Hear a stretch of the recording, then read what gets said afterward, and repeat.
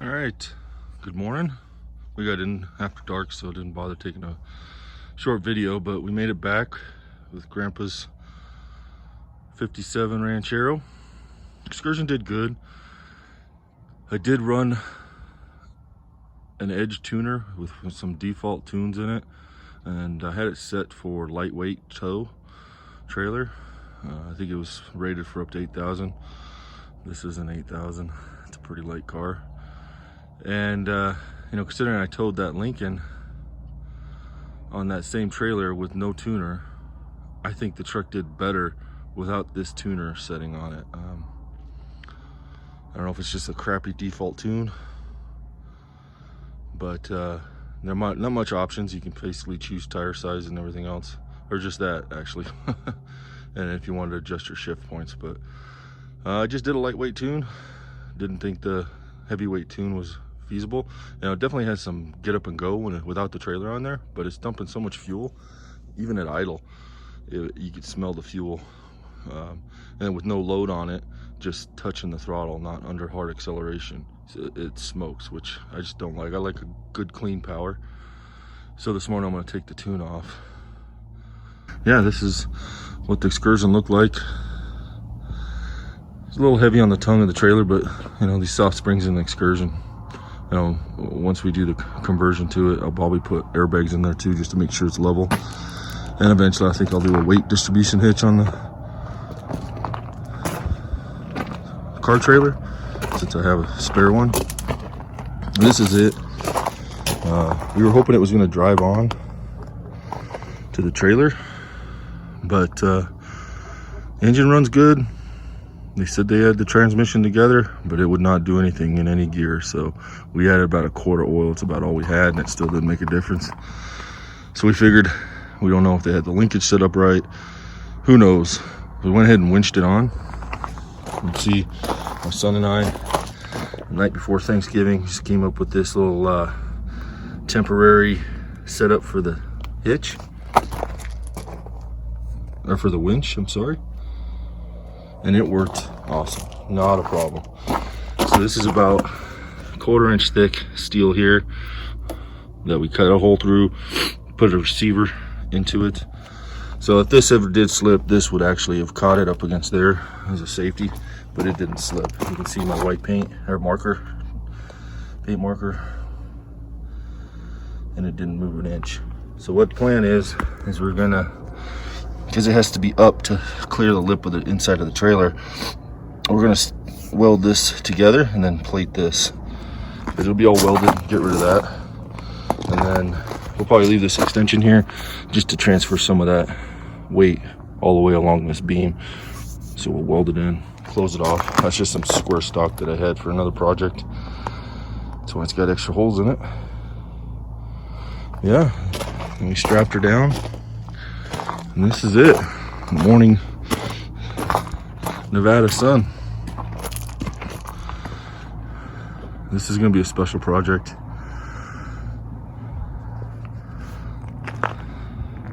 I'll go in more in depth on it. We do have a bunch of the door liners and parts inside right now, just for transport. Basically, I'm gonna unload it from the trailer into the shop. There's some more parts. Spare tire, I gotta get a wheel for it. Spare parts and wiring in those boxes. I'm really frustrated with how this piece of crap really screwed over my dad. Just to give you a little, took advantage of him. Here's an example. He used that screw there, and a self-tapper here, and I think the other side has both self-tappers. But this guy liked his self-tappers. He put them everywhere, and it looks horrible. Unfortunately, I'll get some better pictures underneath. I mean, it's sad, but he's out of business. But I'll definitely still throw his name out in case he decides to go in under another name. But that is the Ranchero. Family's excited to get this together for Grandpa. It'll be pretty crazy reveal, I think. I'm coming up with some ideas on how we can surprise him once it's all done. He put a lot of work into it before his Parkinson's made it unsafe for him to be in the shop. So he wants the bumpers chromed. We gotta figure out, oh, the water pump. The idiot broke a bolt off and just filled it full of silicone, so it's leaking water. Antifreeze. You can see that right there, just transporting. Because we did fill it up to see if it would drive on the trailer. My dad ordered a wiring harness kit for it, and the guy cut it up and said, nope, it won't work. Ordered another one, and he still couldn't get the electrical. So we got to go through the entire electrical on it, and the fuse panel that to put in, and the horns don't work, nothing. Power windows. My dad did put power windows in here. It sounds really good, but we got to get that water pump fixed, then run it for, I think, 30 minutes at a certain RPM, shut her down, let it cool, and then retorque the heads, because he put performance aluminum heads on it. It's I think it's an 89 Ford 302 out of a police car, so it's an SHO model, and Dad built it himself. I got some pictures of that. It's pretty slick. He's estimating between 400, right around 427, 29 horsepower. So, and it's a light car. So I'm excited.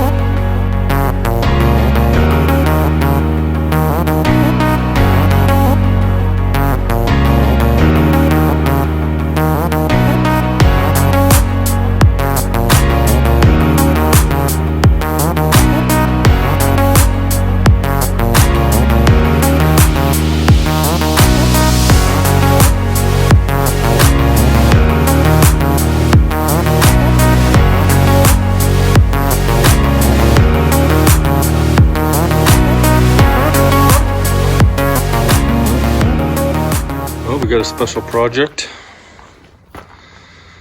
It's my dad's 1957 Ford Ranchero. They started restoring / building.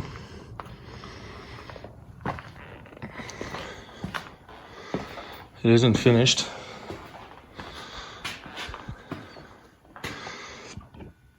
Unfortunately, my dad has Parkinson's, and it just got too unsafe for him to work in the garage shop before he was able to finish this. So he and my mom paid a gentleman in Boise, Idaho area. I ended up paying him about $30,000 to finish it. Keep in mind, this car, the body and everything was already done. The paint job was done down in Arizona. My dad had the frame all finished off. He built the engine himself. I think he even had the engine in the car. They just had to hook up, install the manifolds, stuff like that. So it was really not a lot. I mean, there's a lot to do, but for $30,000, this is what we got. I'm going to show you the quality of work that this piece of crap did. Basically, I think he took advantage of my parents' situation. So what we did is we brought it back here so we can finish it for him. The engine does run. But let's, we'll take, before we do that, we'll show you. You can see it's missing some chrome pieces. Now, my dad had these chrome pieces. He gave it to this dirtbag, for better words. There's some chrome sheath pieces here. So the guy's got all these pieces, or he was given all these pieces, and I don't think he can find them now. Even though he charged my parents 40 hours of labor just to inventory everything. 40 hours at, I believe it was $80 to $100 an hour to inventory. And now we're missing parts. So it's just the beginning of what turned out to be quite a headache. So while we're here, I'm gonna finish this chrome. I gotta locate some chrome pieces. We're gonna finish the floor. We gotta drop the tank, put a little rubber membrane in there to protect it. And we're gonna put, he wants a wood floor in the back with some stainless steel strips. So we'll finish that off. You can see the guy, $30,000 self-tapping screws that he put everywhere. So then, instead of using nice stainless steel hardware, that's what he did. Door panels aren't fixed. My dad put in power windows, so but they don't work because my dad bought a custom wiring harness for this car, and this dirtbag said, "Oh, we can't use that," after they cut it up, and they bought another one. They put that in there, and none of the electrical works. So that's one of the things we got to do is sort out the electrical. We'll get this stuff out of the inside. My dad and my uncle, one of my uncles, actually did the interior.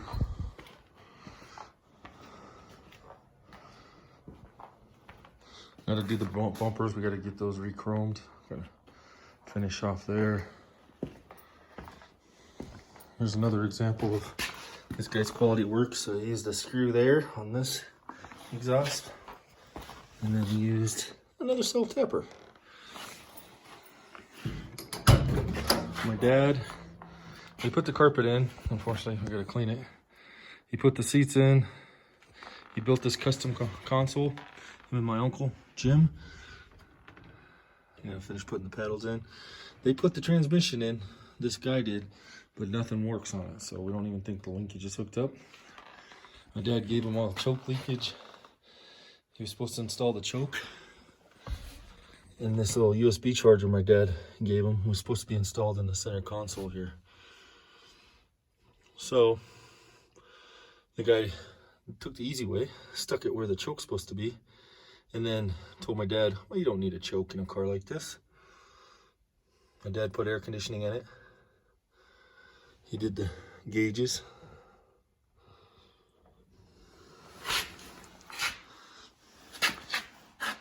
Some electric motor windows. So we gotta do door panels. We gotta finish off the back panel.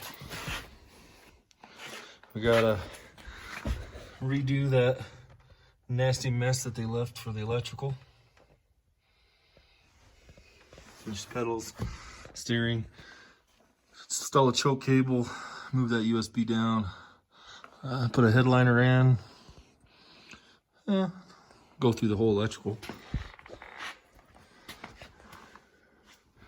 Let's take a look at what my dad did, the motor. I'll tell you what else this dirtbag did.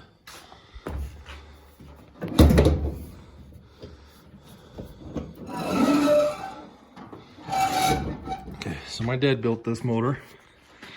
This is a 1989 Ford 302 that he bought, SHO model. And then he completely went through and rebuilt it, did board over, put aluminum heads on there, balanced shaft crank, electric fans, all that. So he estimates it just over 400 horsepower is what we're guessing.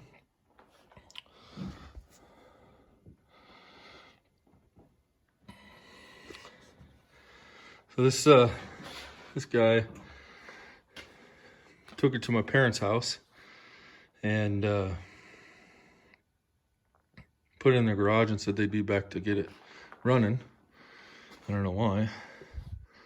But it took them several days to figure out because they didn't wire the left fuel pump up right, so they couldn't get it started. Once they got it started, got a coolant leak out front. Now my dad put all this together, had everything torque spec'd, and they pulled it off for whatever reason. They said they had to pull it off. They put it back together, gave it to him, and Dad was like, I can't find this coolant leak. So when I was visiting, crawled underneath it in 5 minutes. I figured out what they did. after, no, we're gonna get a good video of this, but they busted the bottom bolt on the water pump off.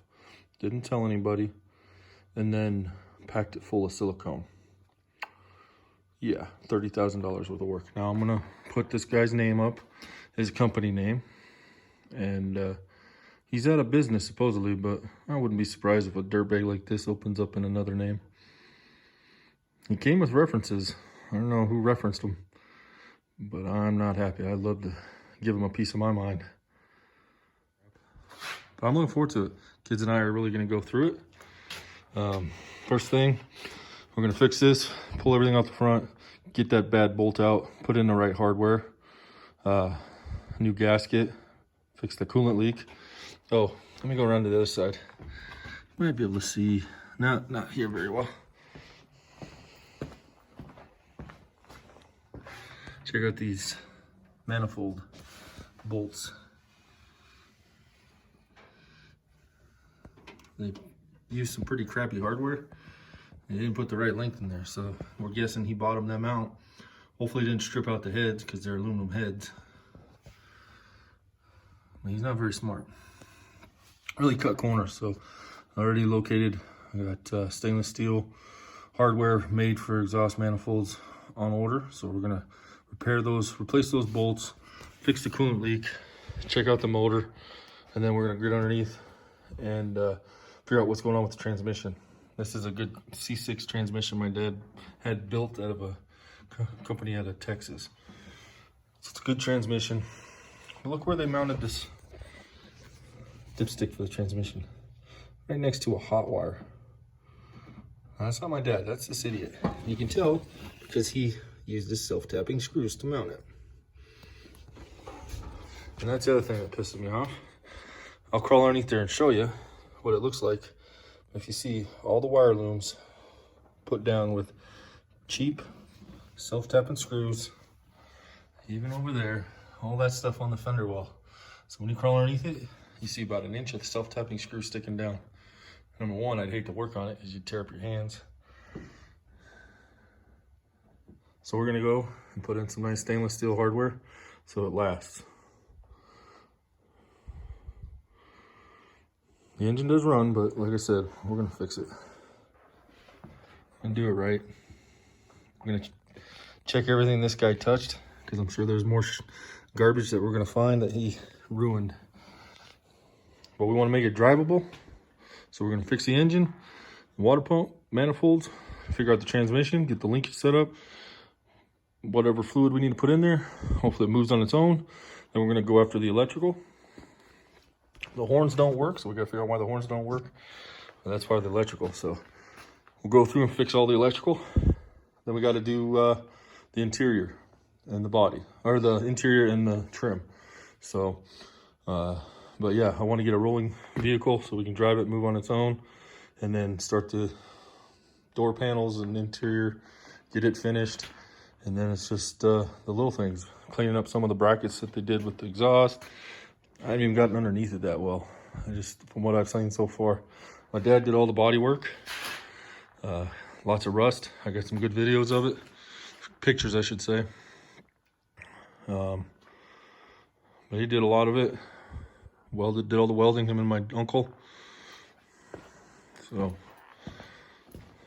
we're gonna finish it for him. Here's the Arizona plate that was on it. Supposedly, the original motor in this car was up in Reno. And my dad bought it from a guy in Phoenix. And that's where my parents were living at the time.